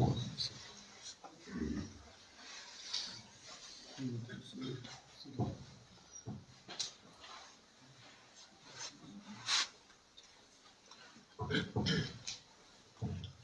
أعوذ بالله من الشيطان الرجيم بسم الله الرحمن الرحيم اللهم صل على سيدنا ومولانا محمد طب القلوب ودوائها وعافية الأبدان وشفائها ونور الأبصار وضيائها وعلى آله وصحبه أجمعين اللهم يا قاضي الحاجات اللهم يا حل المشكلات اللهم يا غياث المستغيثين اللهم يا شافي الأمراض اللهم يا خير الناصرين اللهم یا خیر الرازقین الہی ہم سر شام سے تیرے ذکر کے لیے فقط تیرے ذکر کے لیے تیری رضا کے لیے بیٹھے ہوئے ہیں اللہ ہمارا بیٹھنا قبول فرما آمین الہی تو جانتا ہے ہمارے اندر کے حالات بھی جانتا ہے ہمارے دل کی کروٹوں کو بھی جانتا ہے تو جانتا ہے کہ فقط تیرے لیے بیٹھے ہوئے ہیں الہی تو ہمارے دلوں کی اٹھنے والی ہر کروٹ کو جانتا ہے الہی اس میں تیری رضا کے علاوہ کوئی بھی مقصود نہیں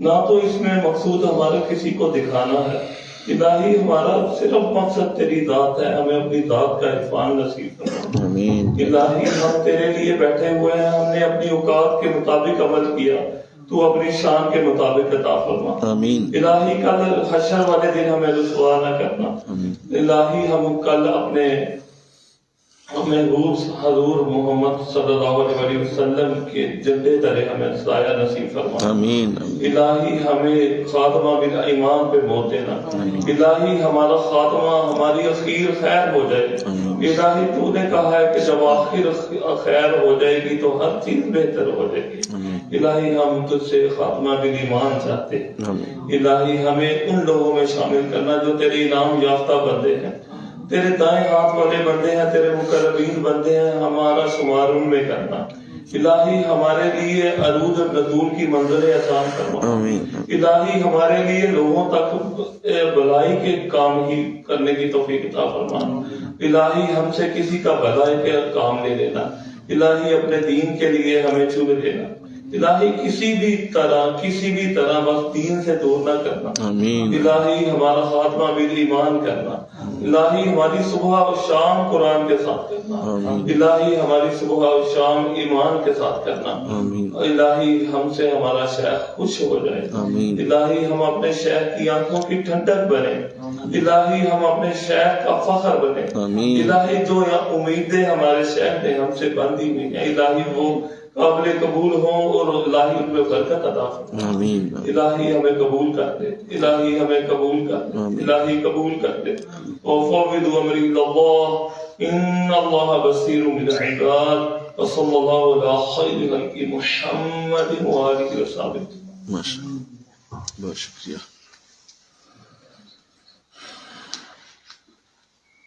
ماشاءاللہ